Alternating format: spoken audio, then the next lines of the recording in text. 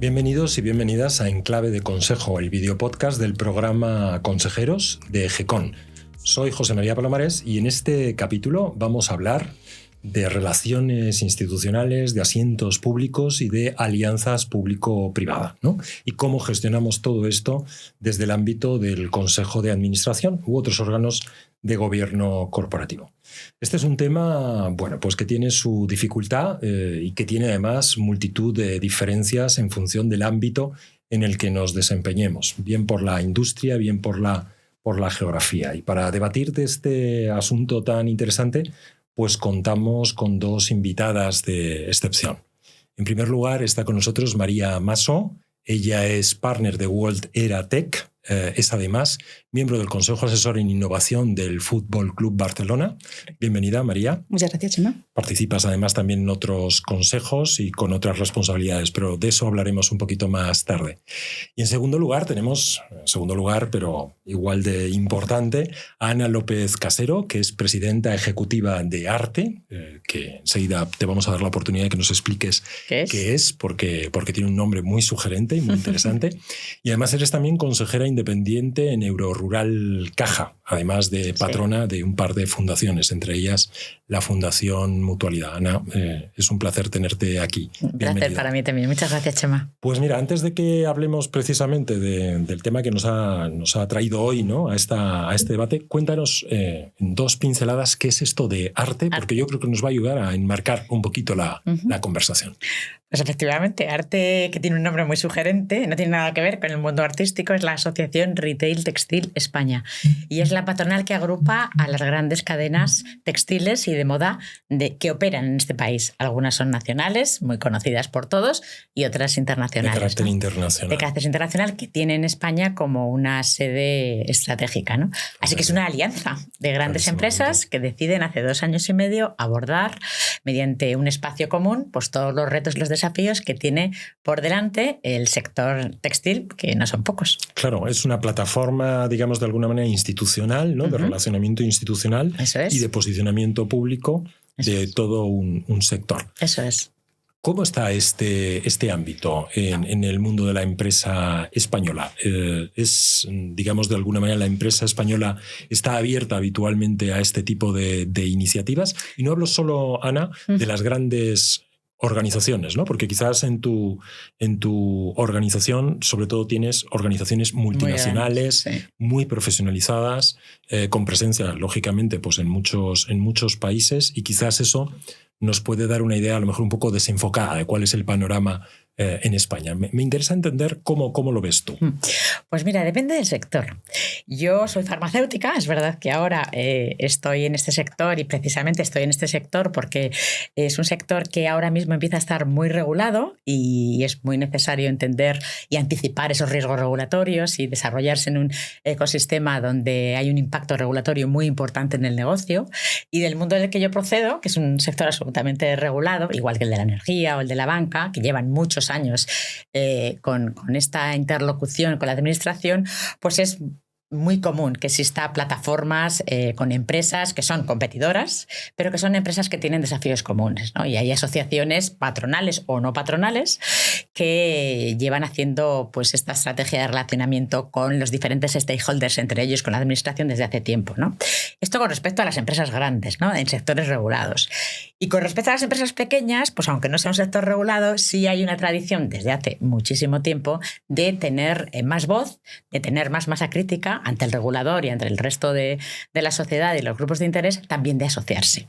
En los sectores que no están regulados, el sector del comercio pues no es un sector que anteriormente estaba regulado. Especialmente hiperregulado. Sí. Me refiero a sí regulado en muchos ámbitos referidos a lo que es la actividad comercial, pero en sostenibilidad, que es fundamentalmente en lo que ahora mismo pues tenemos puesto sobre todo el gran desafío, bueno, pues todavía no estaba regulado. Entonces, es verdad que no es frecuente que grandes empresas se unan para tener una plataforma de abordar los intereses comunes. Y de ahí, para mí, el valor que tiene Arte, porque hace 2 años y medio, por primera vez, se unieron para construir esa voz sectorial, para poder participar en políticas públicas, para poder generar conocimiento del sector, para generar también buenas prácticas y crecimiento conjunto, generar inteligencia colectiva. Bueno, a mí me parece muy relevante que en un mundo en el que probablemente pensemos que estamos todos muy polarizados, pues las grandes empresas decidan aliarse y decidan crear de forma estratégica una estructura sectorial que les permita tener una interlocución mucho más relevante, mucho más influyente y además de mucho más valor, y crear alianzas de valor no solo entre ellas, sino con todos sus grupos de interés. Yo creo que en España empieza ya a calar mucho más esta forma de trabajo de la empresa privada. Es verdad que en otros sitios, en el ámbito internacional, pues yo creo que se participa mucho más en alianzas entre empresas, organizaciones de la sociedad civil, como fundaciones, administraciones, en think tank, y eso se hace de una manera, digamos, más estructural o de forma más normal. Y en España ya desde hace un tiempo, pero yo veo que cada vez más esto es una... Hay más apuesta por este hay más tipo apuesta por estas plataformas sectoriales como algo y como una herramienta estratégica de verdad, de posicionamiento, y para poder, bueno, pues ganar influencia, para poder tener una interlocución mucho más organizada con el sector público, para poder participar en las políticas que afectan a tu sector, que es muy importante, y para que la empresa sea percibida como, en este caso, pues la asociación es percibida como un actor riguroso, responsable, que aglutina intereses comunes, no solo intereses de una sola empresa, y además, sobre todo, proactivo, ¿no? Y sí, yo creo un enfoque que eso, cooperativo y colaborador, ¿no? Para, digamos, desarrollar el sector. María, tú tienes, claro, un background muy interesante porque tienes mucha experiencia internacional, tienes experiencia en el sector privado y además en el sector público. Te haría una doble cuestión, una doble pregunta. Por una parte, ¿cómo se ve todo esto que nos estaba contando Ana desde el sector público? ¿Hasta qué punto, digamos, se impulsa este tipo de colaboraciones y se ve bien, ¿no? este tipo de iniciativas? Y luego, ¿cómo compara el mercado español con el internacional? Tú has estado viviendo en Estados Unidos, en el Reino Unido... Y en Holanda. Y en Holanda también, ¿no? Con lo cual, bueno, pues tienes una trayectoria internacional muy, muy interesante. ¿Cómo ves tú? Pues mira, te empiezo por la segunda pregunta, ¿cómo lo comparo con internacional? Desde el punto de vista que hablaba Ana, estoy de acuerdo que en los mercados regulados en España tenemos una madurez en estas asociaciones, en estas maneras de hacer lobby, en esta manera de trabajar entre el sector privado y el sector público bastante grande. En los no regulados, esto no pasa, ¿no? Ahora está empezando en el sector textil, está empezando en otros, pero la verdad es que el mercado español, la cantidad de pymes que tenemos es muy elevada, sí, y por lo tanto no es tan significativo que los más grandes se estén juntando. Importante, es un gran empezo, pero no es la gran parte del mercado español. También es verdad lo que decía Ana, nos juntamos con patronal, nos juntamos entre los empresarios, pero no se crea el ecosistema. Uh-huh. Tú, para realmente hacer un impacto a largo plazo, hay diferentes actores, no solo el patronal, sino las fundaciones, las asociaciones, otros factores que tienen que participar para que esos cambios, por ejemplo, intentamos hacer desde Ship2Be un tema para la economía circular. Allí había diferentes actores participando, desde el público hasta el privado, para poder hacer estos cambios en la regulación.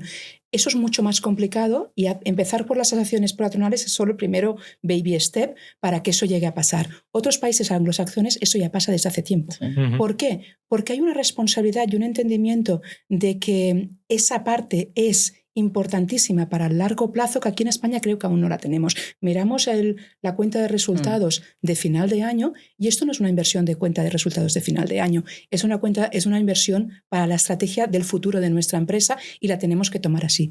Eso por un lado, y por otro es, yo creo, un tema de roles. Es decir, cuando tú te pones en una asociación, pasas a tener un rol secundario porque la asociación pasa a estar delante.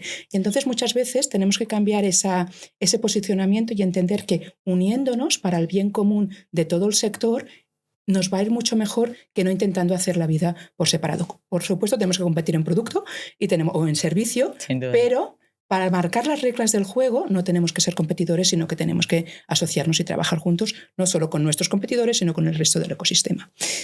Y sobre la primera pregunta que me hacías, que me la vuelves a hacer, por favor. La primera pregunta, te había preguntado primero por la comparativa a nivel internacional. Y la otra, no te lo vas a creer, pero en este momento me he quedado en blanco igual que... Perfecto, pues seguimos luego. Volverá. Ha habido uno sí. de los conceptos que has puesto encima de la mesa que me parecía muy interesante, quizás por eso, porque me he quedado enganchado a ese concepto, se nos ha ido lo que estábamos preguntando. Tenía que ver con ese foco en la cuenta de resultados en el corto plazo, ¿no? Claro, si ponemos el foco en el corto plazo, es difícil que desde un punto de vista estructural, estratégico del Consejo de Administración verdaderamente podamos abrazar este tipo de iniciativas. Yo estaba pensando, tú que vienes de Cataluña, ¿no? Donde hay una grandísima tradición en el asociacionismo empresarial, por ejemplo, familiar, o en los clústeres, ¿no? Que están vinculados a determinado tipo de actividad o a determinada industria, incluso en la cadena de valor. Estaba pensando en la relevancia, ¿no? De elevar este tipo de decisiones, el de participar en este tipo de estrategias a ese marco estratégico, al Consejo de Administración. En ese sentido, ¿cuál creéis que debe ser el papel del Consejo de Administración a la hora de impulsar este tipo de iniciativas? ¿Y qué tipo de talento necesitamos en ese entorno para que esto ocurra? Empezamos contigo, Ana. Muy bien, perfecto. Bueno, no puedo estar más de acuerdo con lo que decía María, que una de las cosas más importantes de estas plataformas es generar ese ecosistema de valor. Yo creo que los retos que tenemos ahora mismo sobre la mesa, sociales, ambientales, económicos, son tan ambiciosos y tan difíciles de conseguir que tenemos o que queremos, y es necesaria esa alianza para poder conseguirlos, ¿no? Y crear esos ecosistemas de valor y esas alianzas de valor y elegir a tus aliados y a tus compañeros de camino.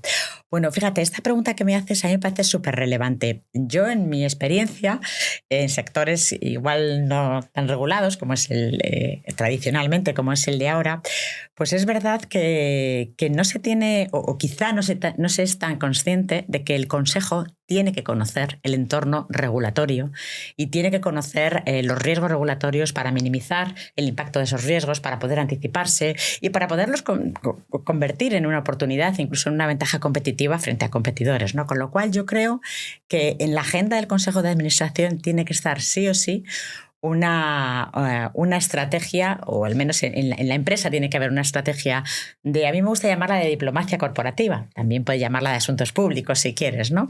Y esa estrategia el Consejo de Administración tiene que conocerla y además tiene que tener un conocimiento del entorno regulatorio donde opera esta empresa, de qué va a venir o de qué se está hablando en Europa, en España, en el entorno donde opera, en el entorno internacional, pues en Estados Unidos, etcétera, porque todas esas decisiones y todos estos aspectos al final van a incidir en el negocio y para mí son tan importantes como la cuenta, un impacto directo en la cuenta de resultados y son tan importantes como los KPIs financieros. Son Totalmente. KPIs regulatorios, que es importantísimo conocerlos, conocer el entorno regulatorio, el entorno geoestratégico y una vez que lo conozcas, pues saber cómo te va a afectar, ¿no? Entonces, si tú formas parte de un consejo de administración, yo creo que esto tiene que ser un punto que tiene que estar en la agenda del consejo, en la periodicidad que se considere, pero tiene que estar en la agenda del consejo. Y si uno es consejero de una entidad, entidad financiera, de una entidad pues como es el sector textil, pues tiene que conocer qué se está hablando, qué hacen los reguladores, en qué va a influir eso en el negocio, porque además luego todo esto también va a influir mucho en la propia reputación de la compañía, ¿no? Entonces yo siempre digo que la estrategia de asuntos públicos y la estrategia de diplomacia corporativa no tiene nada que ver con comunicación ni con relaciones institucionales. Para mí es una estrategia de gobierno y tiene que estar en el core del gobierno y por tanto el perfil del consejero pues tiene que incorporar estas habilidades, estos conocimientos y esta formación también, ¿no? Yo, sí. Desde luego, eso es lo que yo hago fundamentalmente, ¿no? Y otro día me contaba pues un alto directivo de una empresa textil muy importante, internacional, que había tenido una sesión con el Consejo sobre impacto de todo el entorno regulatorio y que se había quedado absolutamente sorprendido. Y entonces, la sorprendida en este caso, cuando yo oí esto, fui yo, porque dije, claro, si estás en un consejo de administración y eres el máximo órgano de gobierno de una empresa, tienes que conocer. No solo tienes que conocerlo, es que no nos olvidemos. La definición de la estrategia corporativa, la identificación de los grupos de interés y el establecimiento de mecanismos de diálogo y de relacionamiento con esos grupos de interés es una competencia indelegable del Consejo de Administración. Sí. Además es que no es optativo. Esto está ahí. Sí, pero muchas veces es verdad que todos los temas de asuntos públicos y tal parece como, bueno, estos son relaciones institucionales, el equipo de comunicación, y es en realidad pues una competencia absoluta del gobierno. Y creo que una buena estrategia de asuntos públicos o de diplomacia corporativa maximiza mucho el valor estratégico de la empresa, porque es la que te organiza la interlocución con todos tus grupos de interés. La organiza de una manera pues para que tú puedas ser como empresa, ya no hablo como asociación, como empresa puedas ser un actor pues riguroso, responsable, te permite conocer qué está en la agenda de tus grupos de interés, no solo en administración, puede haber otros grupos de interés muy importantes y muy relevantes, y te permite conocer esta estrategia, quiénes son, priorizarlos, saber qué forma parte de esta agenda y alinear tus intereses como empresa con esos intereses generales. Y eso te da un valor de crear esas alianzas de valor, esos proyectos compartidos, que te da un valor muy intangible, pero muy poderoso, no solo en la parte de negocio, por supuesto, sino en la reputación, que es ese intangible con repercusión directa en la cuenta de resultados. Siendo un intangible que se puede medir, que se puede objetivar. Y que por tanto es relativamente sencillo incorporar indicadores en ese cuadro. Y no hablo de lobby, ¿eh? O sea, yo hablo de conversación inteligente, o sea, de crear confianza con tus grupos de interés, de escucharles, de establecer una conversación, de tener empatía. Y una vez que los escuchas, que sabes lo que les preocupa, que investigas y incluso exploras si la propuesta de valor de tu compañía puede estar alineada con ellos. Bueno, una vez que tú intentas pues, alinear estos intereses de empresa con los de tus stakeholders, si es la administración también, te puedes convertir en parte quizá de la solución a esos desafíos también. Una vez que haces todo eso, pues se genera la confianza. Creo que esto que dice Ana es importantísimo, porque la confianza es la base de la relación con cualquier stakeholder, pero con el privado público aún más. Sí. Es decir, y ahora he recordado la primera pregunta. Te voy a recordar es la pregunta. El sector público tiene el servidor público tiene una serie de problemas encima de la mesa que muchas veces, yo lo que me he dado cuenta desde trabajando en el sector público es que ellos no regulan en contra de la empresa, sino que regulan sin la empresa. ¿Por qué? Porque no tienen más capacidad, es decir, no capacidad de talento, sino tiempo. Entonces, aquellas empresas, asociaciones que van a ellos, crean ese vínculo, crean esa confianza antes de que haya el problema, porque una vez el problema ya existe, ya no es el momento, el problema ya está allí y ellos tienen responsabilidad del bien común y de regular. Pero antes, cuando se crea esa confianza, es cuando realmente aporta un valor al servidor público el tener esta conexión con la empresa privada y el haber creado esta relación. Y eso es responsabilidad del Consejo. O sea, igual que los ejecutivos tienen que estar en el día a día, el crear long-term confianza con el sector público, en el fondo es parte de la responsabilidad del Consejo. Y la otra cosa es, cuando un consejo, yo estoy 100% de acuerdo que esto tiene que estar en la agenda del consejo o sea, no a diario, pero en todas las reuniones o en casi todas. O sea, no es que lo vea más importante que las finanzas, pero lo veo igual de importante, todo es importante. Hasta hay algunos consejos que conozco, yo colaboro con algunos asesores como Marta Pascual, que es un asesor de temas públicos, que ella está vinculada con las empresas que trabajamos en todos sus consejos y trabajando dentro del consejo. ¿Por qué? Porque esta relación no se hace de un día para el otro. Claro. Esta relación necesita irse cultivando para que luego haga. Yo tenía un compañero en Estados Unidos que hace un tiempo me dijo, lo traduzco así un poco a lo bruto, pero María, si es un tema que a ti te afecta y no estás en la mesa, es que tú eres la comida. Ah, sí. Y esto es la vida. Es decir, si se están regulando temas de nuestro sector y yo no estoy allí como asociación o como empresa, mucho mejor como asociación porque el bien común para el sector público es muy importante y por lo tanto si yo voy como empresa estoy yendo por mis intereses propios y el servidor público nunca me va a ayudar en mis intereses propios, me ayudará cuando sea el bien común del ciudadano o del sector. Si yo no estoy allí, lógicamente mis intereses no estarán representados y lógicamente yo soy el menú. Yo soy el menú y los que están allí se me van a comer. Por lo tanto, es importantísimo como consejeros tenerlo esto en la agenda pensando en el futuro, no en el PNL de hoy, en el futuro de mañana. Hablemos porque también escuchándote, María, me suscitaba curiosidad también el saber cómo lo ves tú. ¿Cómo podemos asegurarnos de que tenemos el talento adecuado en los consejos para enfrentar esto? Porque claro, perfiles, por ejemplo, como el tuyo, que has tenido experiencia nacional, internacional, público, privada, pues no hay muchos. Y por otra parte, el trasvase entre el ámbito público y el privado no siempre tampoco es muy frecuente. ¿Cómo podemos asegurarnos de que en los consejos existe no solo la sensibilidad, que yo diría que es el primer punto, creo que en esto conecto con una reflexión que hacía Ana antes, no solo tener la sensibilidad, que ya en partida es relevante, sino luego profesionalizar esto de tal manera que seamos capaces de abordarlo de una forma estratégica? Yo creo que los consejos cada vez más tienen que tener dos tipos de perfil, el perfil específico y el perfil holístico. Y incluso los específicos tienen que ser holísticos. Si vivimos en un entorno totalmente globalizado, vivimos en un entorno en que nos afecta la IA, todo lo acelera, la tecnología cada vez se mueve más rápido y por lo tanto nuestros consejeros tienen que tener una visión, puede ser especialista en auditoría, y llevar la parte de ciberseguridad y ser especialista en transformación, en cualquier cosa, pero tengo que tener una visión de todo en total. Y luego, dentro de los consejos, cada vez más veo que hay personas que realmente tienen este perfil de todo, que tienen una versión mucho más holística del negocio, han estado en diferentes sectores, han estado en diferentes tipos de empresas y por lo tanto te pueden aportar, porque al final, yo que me dedico al tema de tecnologías, de innovación y la innovación más sencilla es cuando yo copio de un sitio a otro. ¿Me explico? Yo tengo un sector, he hecho algo, funciona, copy-paste para otro.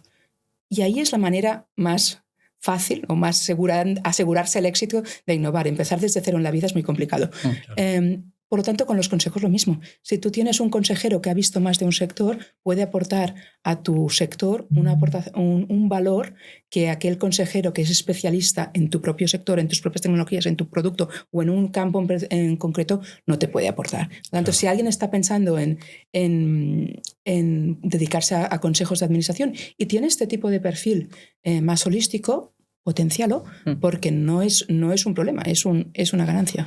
Esto que dice María es muy relevante, porque es verdad que en España, no en otros países, tú que además tienes mucha experiencia internacional lo habrás visto, en España es como que empiezas en un sector, te especializas en ese sector y parece también que tienes que ser consejero en ese sector. Y estoy totalmente de acuerdo contigo porque la diversidad de funciones, de roles, de responsabilidades que hayas tenido a lo largo de tu carrera profesional, si tú la pones al servicio de una labor de gobierno, que es el consejo, te permite tener una perspectiva, una visión mucho más estratégica, mucho más amplia de todo. Yo creo que tienes que, cada vez se buscan más, y si tienes ese perfil, pues yo animaría a las personas que nos escuchan, ¿no? Si tienes ese perfil generalista que muchas veces dices, bueno, es que yo no soy tecnológico, yo no soy financiero, ya. Bueno, pero igual te has dedicado pues a generar consensos, has trabajado en el ámbito de la generación de alianzas público-privadas o entre privados, ¿no? Y además quien se ha dedicado eso es muy interesante. Quien se ha dedicado a ese ámbito no solo tiene un gran capital relacional, sino que tiene una gran calidad de capital relacional. Exactamente, ¿no? Es decir, que yo creo que eso también es muy importante, aportar al consejo ese capital institucional, ¿no? El saber cómo funcionan las instituciones, cómo establecer una alianza, que eso es un arte que no se aprende en ningún lado, porque exige ser humilde, ser empático, ver las cosas desde una forma muy especial, el ver dónde hay espacios comunes. Yo creo que eso es muy importante, ¿no? Por ejemplo, al principio, lo primero que hice cuando yo llegué a esta asociación, pues sobre todo es decir, oye, todos son competidores, pero han decidido libremente crear ese espacio común y yo tengo que ser capaz de materializar ese espacio común en proyectos, ¿no?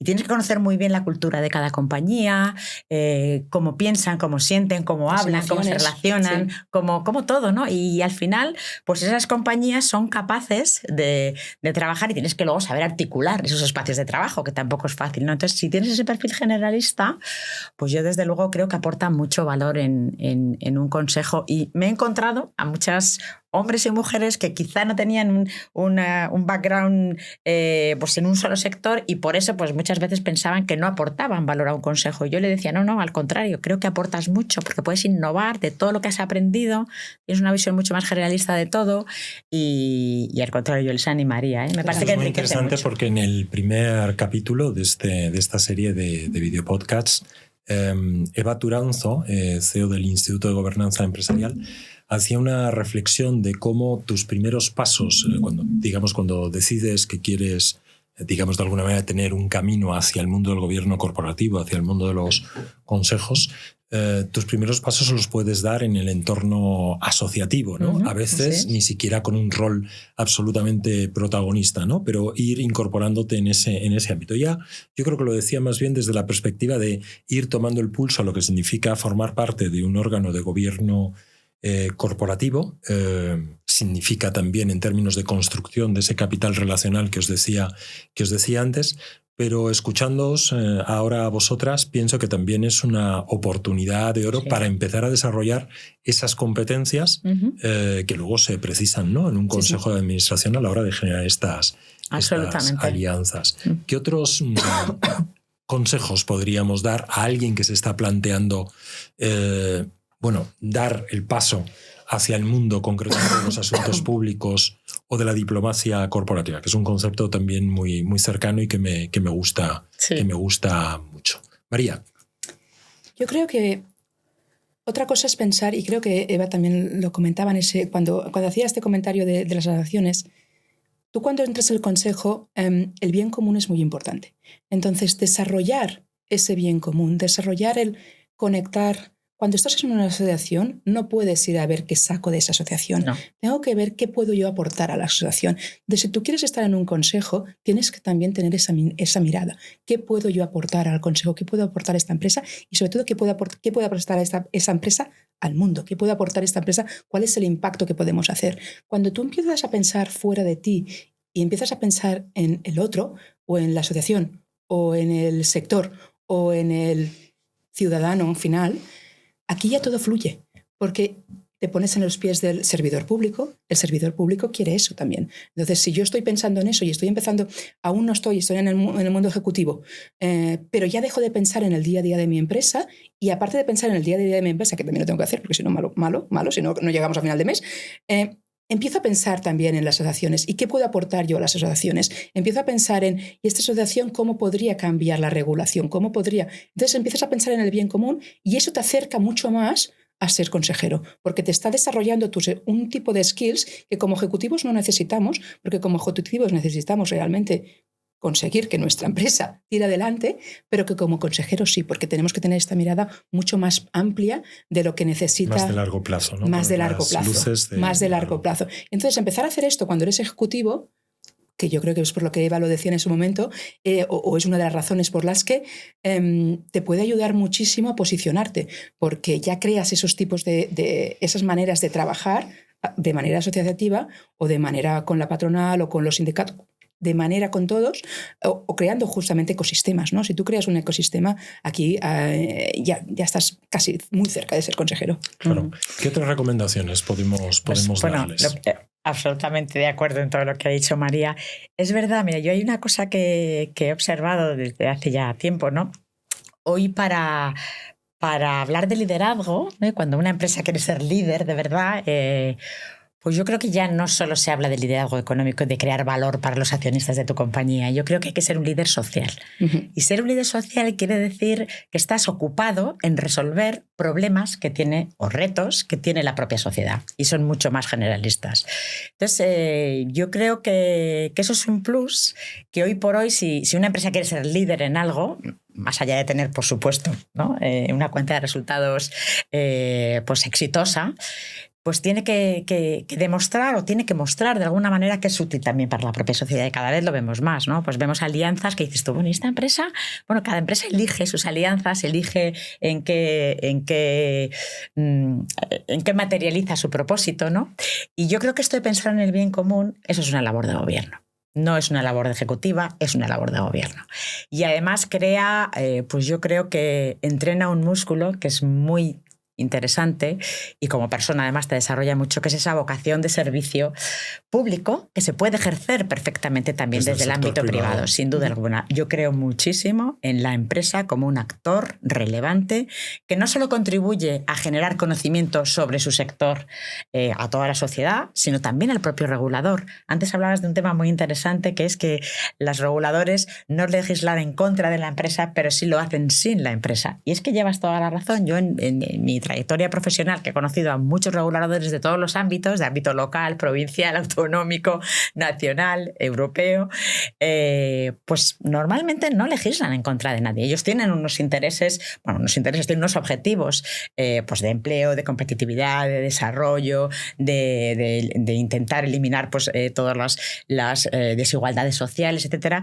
Y muchas veces se legisla con desconocimiento. Entonces yo creo que la labor de las empresas y por supuestísimo de las asociaciones y de las plataformas sectoriales pues es generar ese conocimiento para decir, oye, estamos de acuerdo en los objetivos, pero vamos a ver cómo lo hacemos para que la forma en la que tú legislas y tú regules no tenga un impacto negativo en el empleo que generamos o no tenga un impacto negativo en el valor que esta empresa o que este sector está aportando en la sociedad, ¿no?